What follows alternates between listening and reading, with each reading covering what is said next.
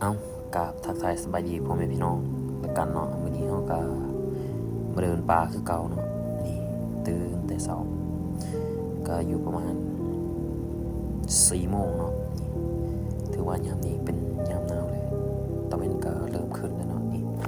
เฮาก็ได้มาฮอดอยู่ภูแล้วเนาะมันย่างขึ้นตามเส้นทาง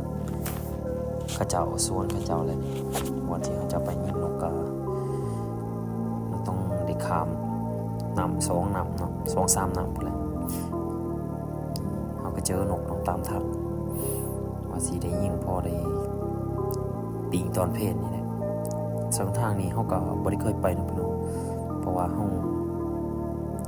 ไปลัดหมู่เลยเพราะว่าได้ยินแต่เขาเจ้าว่าเคยไปแต่กี้แต่ก่อนเขาว่ามีสัตว์หลายแต่ว่าเอาไปสุดนี้ก็ลองเบิ่งหั่นแหละเฮาก็บ่ฮู้ทางเฮาก็ไปลัดเลยตามเส้นทางสวนเขาเจ้าเพราะว่ามันมีทางสวนเขาเจ้าเฮ็ดเขาปลูกมันเฮ็ดสวนกาแฟปีกายปีซื่อนี่เฮาก็ได้เดินทางนี่ก็ล้นเติบได้พี่น้องแต่ใช้เวลาก็ประมาณอยู่เกือบสิเข้า2 ชั่วโมงพุ่นแหละย่างแบบนี่แหละเบิ่งนกเบิ่งหนูไปนำนี่ภาพเพิ่นเห็นอีหยังนะนี่เบิ่งก่อนเพิ่นว่าอยากเห็นนกนี่เพิ่นก็บ่ไหวเนาะเพราะว่าตอนนี้เฮาก็ย่างมาไกลแล้วบ่ทันได้ยิงอีหยังบ่เห็นอีหยังเลยแต่ว่านกก็บ่มีเนาะเพราะว่ามื้อนี้มื้อเฮาไปมันถูกลมเนาะพี่น้องลมนี่โอ้ยพัดแรงขนาดเลยนี่แหละลมนี่บรรยากาศนี่ดีนะพี่น้องเลยทางนี้ที่ตะวันยามเช้านี่มองเขานี่เมื่อนี่ก็ฮอดฤดูแล้วเนาะใกล้สิฮอดฤดูเก็บเกี่ยวข้าวแล้วนี่เขาก็ชื่อว่าเริ่มสุกแล้วเนาะเห็นนกเขานกหยังนี่แท้บินเข้ามากินข้าวนี่บอนเฮาสิไปนี่พุ่นแหละอยู่ภูพุ่นแหละบอนมันมีตาดนะพี่น้องคันว่าเบิ่งแต่สวนเฮามันมีตาด3 ตาดแหละนี่ก็เป็นน้ำเนาะน้ำมันไหลมาถึงภูพุ่นแหละจักน้ำอีหยังบ่จักชื่อว่าเฮาก็บ่ได้ฮู้อีหยังเนาะไปเลยนี่มานี่ก็มีแต่สวนพี่น้องนี่แต่สวนเขานี่เขาทางป่านี่เฮาเบิ่งฮู้ฮ้อนนี่แหละฮู้ฮ้อนนี่ดำๆนี่ฮู้ตัวนี้นี่ลกได้พี่น้องแต่ว่าบ่เห็นเนาะมันคือสิบ่มีล่ะนี่ขยันแนวมันมีสวนเขาเจ้าก็จะเอาหมดแล้วบ่จักเพราะว่าฮ้อนมันก็เริ่มสิบ่มีแล้วเนาะพี่น้องเพราะว่ามันหายากแล้วนี่เฮาก็ฮอดตีนภูแล้วพี่น้องตีนภูตาดเนาะเฮาก็ฮอดนี่ก็เป็นให้เขาเจ้าเนาะนี่ก็เป็นบ่อนทำมาหากินของประชาชนเฮานี่แหละถือว่ามันหากินทุกบ่อนนี่เนาะพี่น้องเนาะเพราะว่าเฮ็ดให้เฮ็ดนาปลูกข้าวนี่แหละว่ามันเป็นอาชีพของเฮาเนาะนี่หาอยู่หากินนี่แหละพี่น้องยามเวียกว่างก็มาเดินป่าเลาะป่าเบิ่งนี่ชมทิวทัศน์ธรรมชาติอยู่ป่าพุ่นแหละบ่แม่นว่าสิสะดวกสบายคือกับในเมืองเนาะแต่ว่าอยู่ในเมืองมันก็สะดวกสบายจังนึงเฮาได้ป่ามันไปป่ามันก็รู้สึกว่ามันสนุกจังนึงเนาะนี่ก็ได้อยู่กับธรรมชาติจักหลายแนวนี่ตาที่2นี่น้ำมันเซาะกินนี่คือว่าทายนี่คือว่ามันบ่ลึกปานใดเนาะบ่สูงเนาะแต่ว่าเฮาไปเบิ่งตัวจริงโอ้สูงเลยพี่น้องได้นี่แหละพี่น้องเฮาพ่อกกให้กกนึงนกกาเข้าได้เนาะเข้าสำเร็จสำนึงเฮาก็ยิงไปได้ก็พอได้ปีกพุ่นแหละนี่พอได้ปีกกินเฟ้นแล้วพี่น้องเพราะว่ามันจะเฮ็ดอันนั้นเนาะก็ น ยิงนกยิงหนูแล้วเฮาก็ปิ้งนกเนาะกินเพราะว่าเฮาอยู่บ้านมันก็เมื่อยเด้พี่น้องยามนี้กาแฟก็บ่ทันได้สุกเฮาก็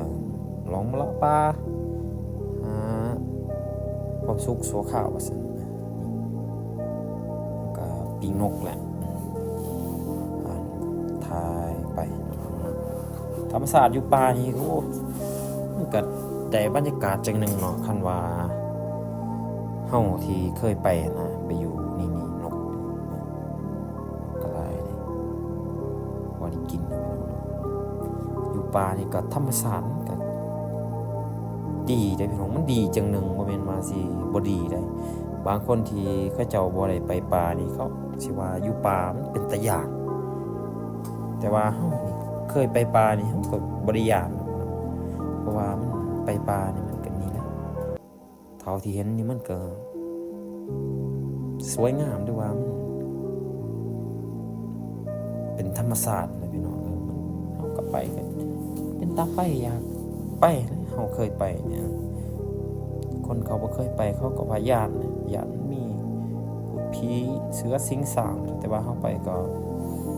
ส่วนหลายก็บ่ได้เจอเนาะบ่เคยเห็นบ่แม่นว่าสิลบหลู่หรือหยังนี่เฮาก็เมื่อเดินทางกลับแหละก็ขี่รถลงคอยตอนเมื่อนี่ก็ฝนตกน้ำหมอกลงพี่น้องเนาะบรรยากาศแถวสวนเฮานี่ทางนี่ก็ชื่อว่าแถวนี้มันก็บ่ดีปานใดเนาะนี่ก็มาฮอดเส้นทางปูยางสร้างปูยางนี่ก็บ่ได้ดีปานใดเนาะพี่น้องเพราะว่ามันเป็นคุ้มเป็นเฮลนี่แหละสิว่าซะแต่ว่าเฮาก็พอไปได้เนาะพี่น้องลบหลีกสิ่งที่มันกีดขวางเนาะสิว่าพวกคุ้มพวกหินเล็กๆน้อยๆนี่แหละแต่ว่าขี่รถก็ระมัดระวังหน่อยขี่ไวมันก็อันตรายนะพี่น้องถ้าว่าขี่ช้าๆเนี่ยเอาลงห้องอีหยังก็บ่เป็นหยังคันเฮาขี่ไวนี่คันลมนี่ก็ว่าแล้วเอายังบ่ได้มื้อนี้เฮาก็ไปเลาะป่าก็เมื่อยพอสมควรเนาะพี่น้องเนาะยิงก็ปืนจนหมดลมก็จนหมดได้นกก็ประมาณอยู่ 3-40 ตัวนี่แหละเต็มทุกอย่างเนาะเพราะว่ามันมีแต่นกกระโดกนกน้อยๆนกกระโดกนกปลาเลี้ยวก็นกดำนกเป่านกเหลืองบ่เห็นเนาะเพราะว่ามันเข้าคำหลายยิงก็บ่ถึกล่มโอ้ยยิงทิ่มลูกปืนซื่อๆพี่น้องยิงมันบ่ถึกเพราะว่าลมมันแห้งอีหลีมันพัดเปล่าเนี่ยวิวตีนผู้เนาะ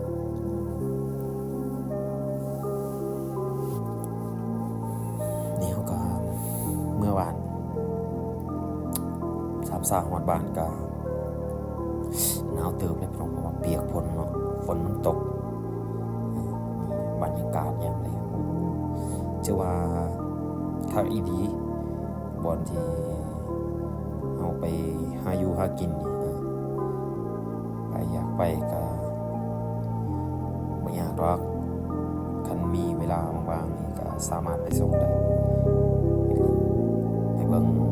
ว่ามันเป็นตั้งใจไปหากินไปหากินข้าวปลาว่าซั่นซะจากทีมงานของเฮาสองคนก็บ่แม่นว่าสิไปหากินจนว่าสิ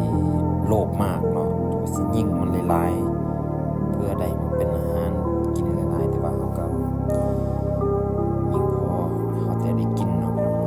ว่าเฮาไปก็บ่แม่นว่าไปหากินนะไปเที่ยวไปลิ้นไปเบิ่งแต่ว่ามันก็เมื่อยเนาะเห็นเฮาก็ยิ่งซ้ำ